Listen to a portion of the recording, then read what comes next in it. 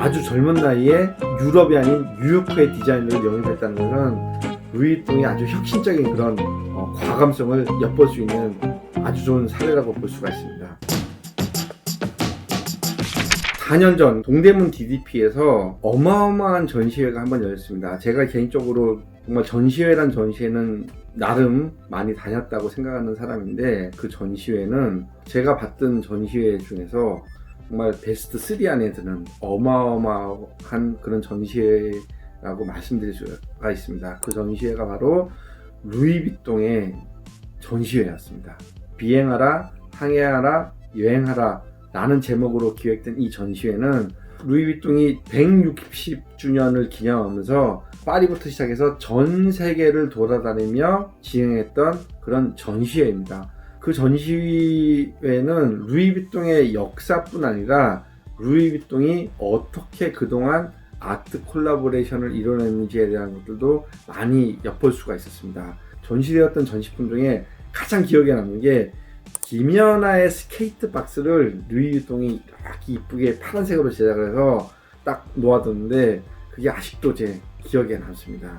그래서 제가 경험했던 루이비통이라는 브랜드는 이렇게 그냥 가방이라는 제품이 아니라 잘 기획된 전시, 그것도 현대미술 전시회 못지않은 그런 아주 훌륭한 전시를 통해서 야, 브랜드 마케팅을 이렇게 하는구나 라는 거를 마케터의 입장으로서 아주 철저하게 공부하고 배웠던 그런 전시회라고 말씀드릴 수가 있습니다. 제가 2018년도 파리를 방문했을 때 가장 큰 목적 중에 하나가 루이비통 재단의 미술관에 가보는 것이었습니다.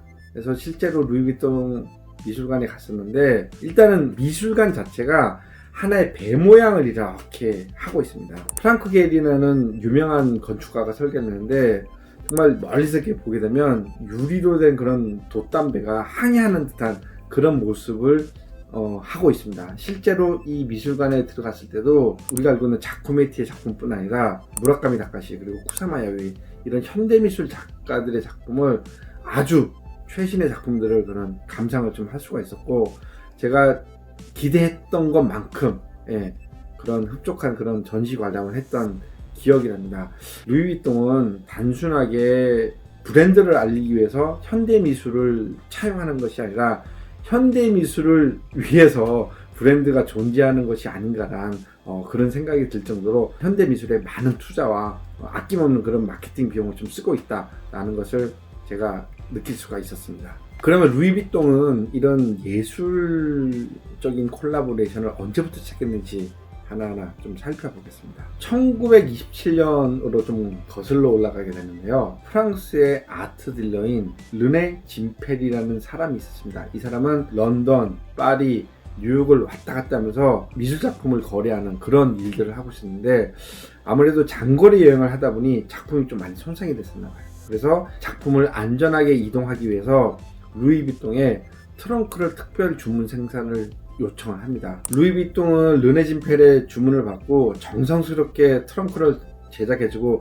이때부터 예술적인 인연을 가지게 됩니다. 그 이후로 앙리 마티즈와 프란시스 피카피아로부터도 트렁크 주문을 의뢰받게 돼서 루이비통은 이때부터 우리가 이렇게 예술가들과 뭔가 콜라보를 통해서 우리 브랜드를 좀 더 가치 있게 만들 수가 있겠다라는 생각을 서서히 시작을 하게 됩니다. 현재도 이런 전통을 루이비통은 계속 고수를 하고 있는데, 암스테르담의 레이크스 뮤지엄에 있는 우유 따르는 여인이라는 베르메르의 작품이 있는데, 이 작품이 일본에 전시 출장을 가게 됐습니다.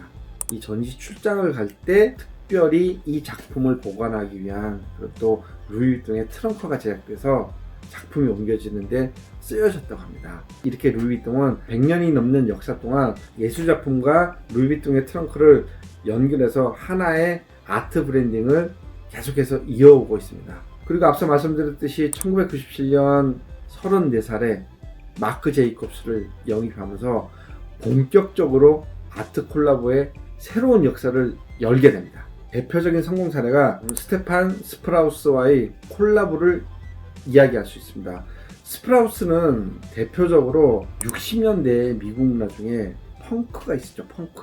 그리고 이 거리 예술이라고 하는 그래피티, 그리고 락 스프릿, 이런 그래피티, 펑키, 그리고 락 정신을 한데 모아서 하나의 상징적인 어떤 그런 예술로 승화시킨 현대미술 작가이면서 패션 디자이너라고 할 수가 있습니다. 스프라우스가 1983년에 데이글로, 즉 형광안료가 들어간 그런 인쇄용 잉크로 네온 컬러와 그래피티 프린트로 이루어진 미니 컬렉션을 내놓게 되는데, 이게 완전 패션 업계를 강타하게 됩니다.